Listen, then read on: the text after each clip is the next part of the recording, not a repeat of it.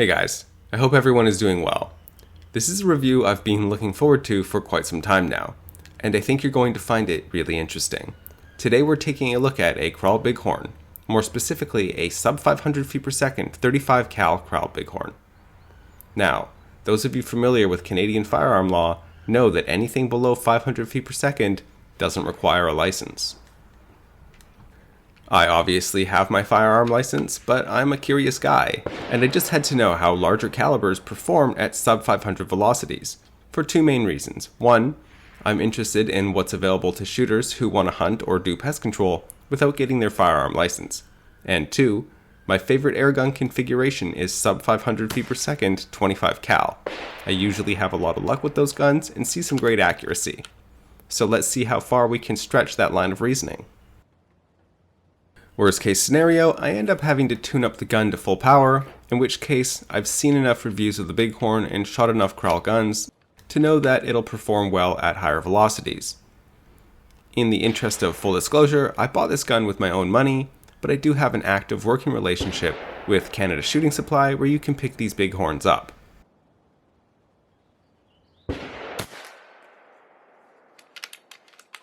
Okay, let's get into it.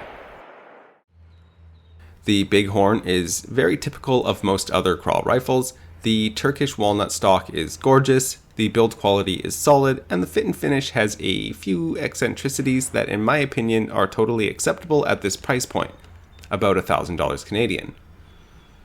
The only thing on this particular gun that annoys me is how under the adjustable cheek piece, the stock isn't properly finished. I have no idea how something like this gets overlooked, and I don't like it.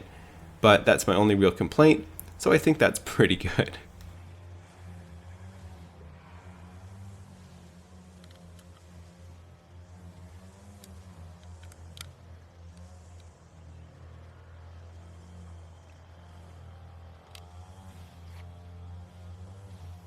It's a full-size rifle with a 22.8-inch barrel, a total length of 41.3 inches, and an unscoped weight of just over 8 pounds. So it's a bit of a chunk, but definitely not the biggest or heaviest rifle on the market. Despite the size, it shoulders well and is comfortable to hold. However, I probably won't be singing its praise after hiking through the woods all day long with it. For me personally, this makes more sense as a bench gun. As for the stock, besides the cheek piece issues, it's stunning. Not super classic, but not too far out there either. It has a lot of interesting details and enough stippling where you need it most.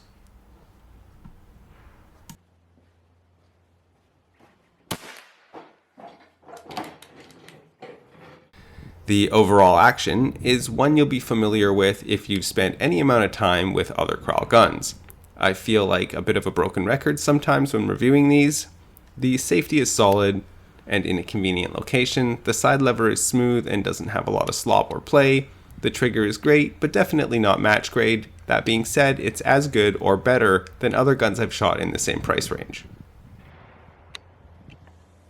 The Bighorn has a 500cc air tank that fills up to 250 bar. It is unregulated and is said to give you 30 good shots in 9mm, but in my experience, it has no problem getting at least 40 good shots without issue. This detuned gun is meant to be shooting around 440 feet per second, and that seems to be the case at the lower end of the usable shot string, but I was often getting closer to 460 at the top of a fill. And I really do think that this gun would benefit quite a lot from being regulated, so I will probably regulate mine at some point. Out of the box, there is no single shot tray, but you do get two 7-round magazines that are your typical style rotary mag that we're all more or less used to at this point. There is a mounting point up front for a bit of included Picatinny, and the barrel shroud is threaded so that if you don't live in a liberal nightmare like Canada, you can quiet down your Bighorn a little bit with your choice of moderator.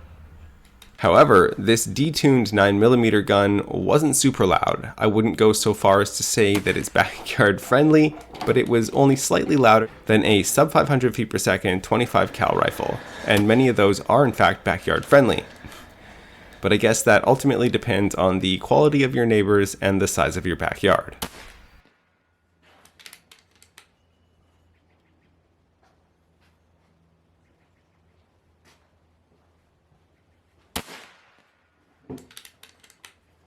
Okay, let's do some shooting. All of our groups today are going to be 7 rounds at about 20 meters, and unfortunately there won't be any target footage downrange because it's a live firearm range and I don't really like having to manage a camera out there. It just is what it is.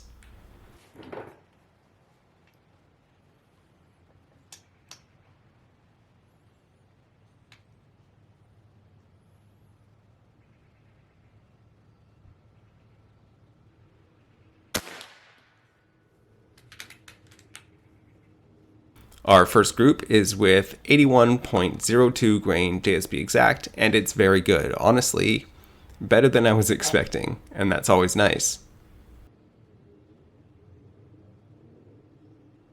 Our second group is with 80.87 grain round nose pellets from Snow Peak, and damn, it's nearly as tight as the JSB group. I have to admit that I'm pretty much blown away by that.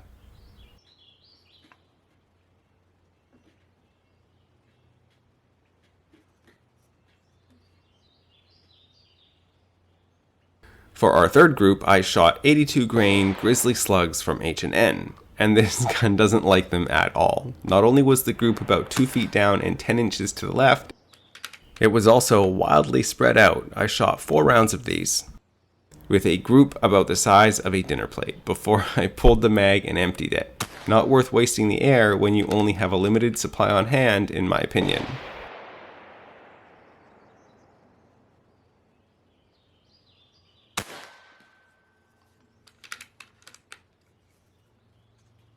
Our fourth group was shot using the 68 grain FX hybrid slugs, and honestly I was expecting these to do a little better, but the group is still a few inches across. I think it's pretty clear that this version of the 35 cal Bighorn doesn't have much of a chance of shooting slugs accurately.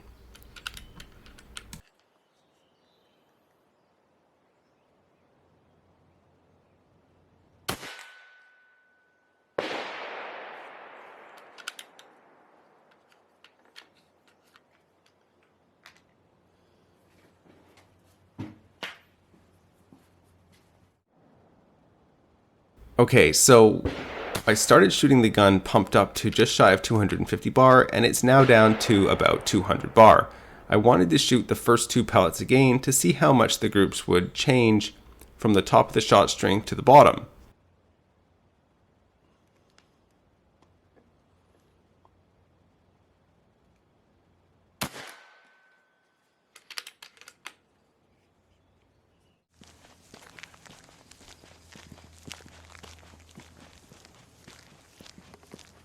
And honestly, they both did much better than I expected. Both the JSB and Snow Peak groups opened up slightly, but are still acceptably good groups in my opinion. I'm pumped about that, and currently have more 35 caliber ammo on the way to test in a future video.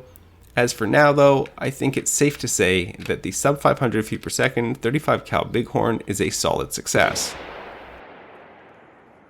But why is that exactly? Going into this, I sort of expected the groups to be a lot sloppier. So did many of the other guys that I spoke to. Well, the fact is that accuracy isn't just about speed, it's about stability, barrel match, and projectile design. A lot of us assume that combining such a heavy pellet with a sub 500 feet per second velocity would lead to sloppy, unstable flight, but that just isn't the case. The 81 grain Diablo pellets are stabilized by the rifling and carry enough inertia to resist wobble or drift, especially at short ranges like 20 meters. And since they stay subsonic, there's no turbulence from breaking the sound barrier. It turns out that heavy and slow can still mean accurate, at least at shorter ranges. I'm planning a follow-up video to this one where I test more ammo and see how far I can push the gun down range, so stay tuned for that.